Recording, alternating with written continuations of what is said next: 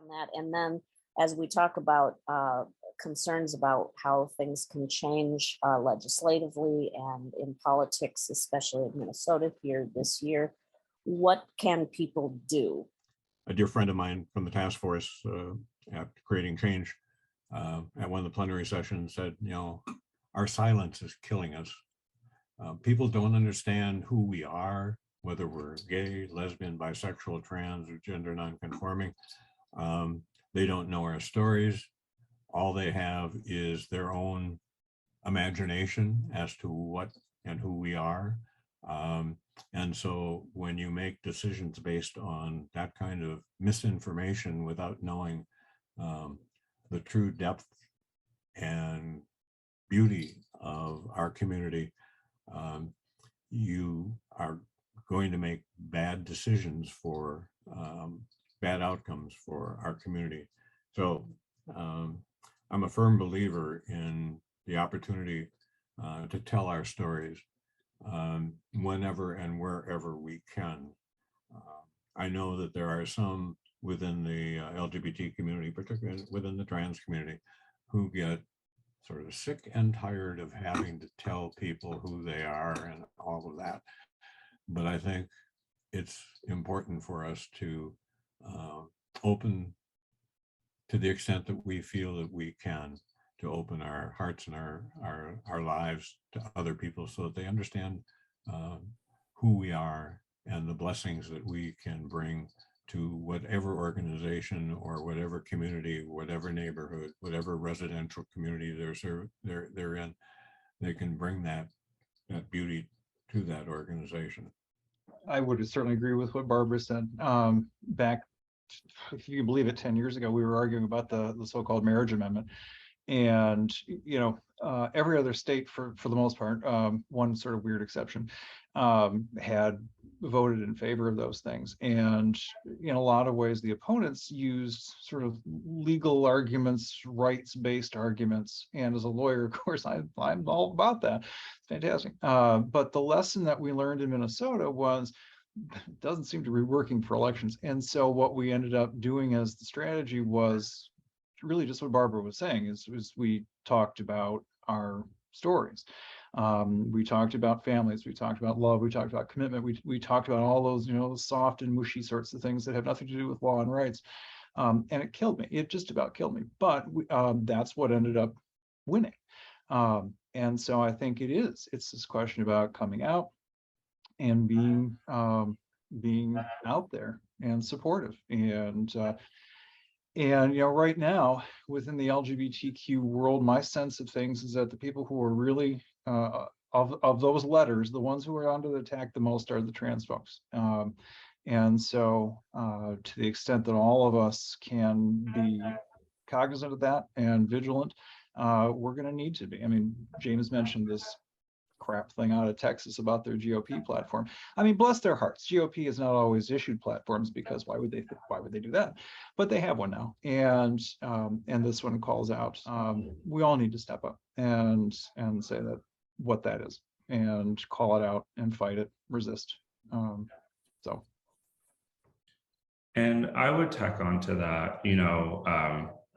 I'm an organizer by trade, so I'm going to tell everyone to vote and tell you that every election is incredibly important, all of them, and you need to really do your research. But it's also important. I can probably assume that everyone in this room is probably registered to vote. We're all pretty active in our society, but we probably have a handful of friends who are not. And so what does that look like for us to reach out to our communities and get them to register to vote, to remind them of elections, to tell them what's at stake?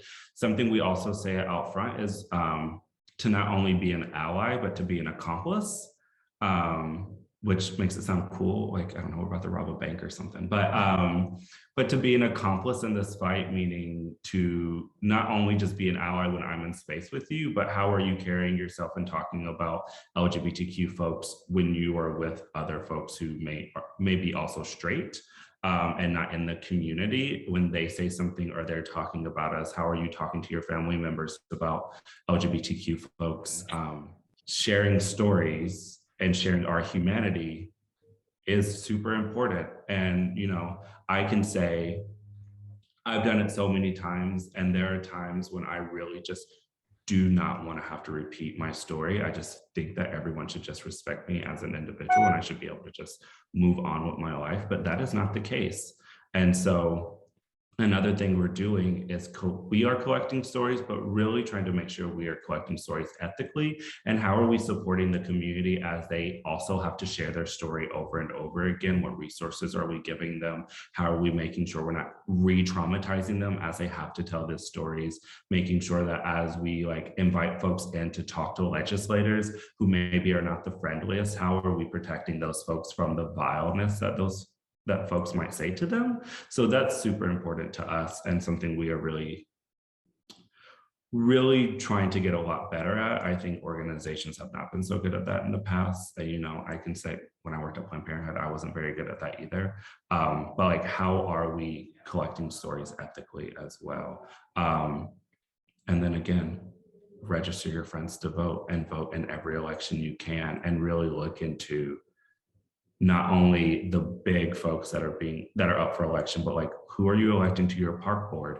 Who are you electing as, you know, the county attorney?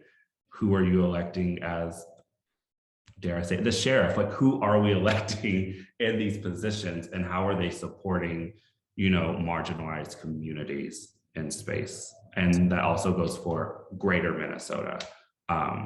There are LGBTQ folks in greater Minnesota that also need our support. And sometimes we can seem like a big bubble here in the Twin Cities, but how are we reaching folks who maybe are a little disconnected from that? Say, if I can piggyback on that, James, my name's Jim Pounds. I'm the associate producer of a new podcast called This Queer Book Saved My Life. And to your point, Barbara, about people telling their stories, that's what this podcast is. It's brand new. We just dropped our first episode yesterday. So we're encouraging people who love books, at least, to come to the podcast and talk about a book that had a significant impact on them. And of course, in the process of doing that, they tell their stories.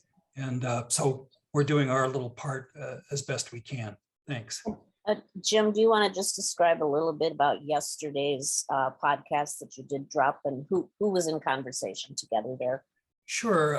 Nancy Agabian is an Armenian bisexual woman who has written several books actually, and is well regarded, I think. And she was our first guest, and she identified a book that was written by Carmen Maria Machado, who was a lesbian, and the two of them got together to talk. After speaking individually, they get together to talk at the end of the broadcast about, you know, how she felt about the book, how it impacted her. And you hear the creator of the art and the person impacted by the art communicating, and that's an unusual intersection to be at least in my experience. I feel like there's kind of a wall there.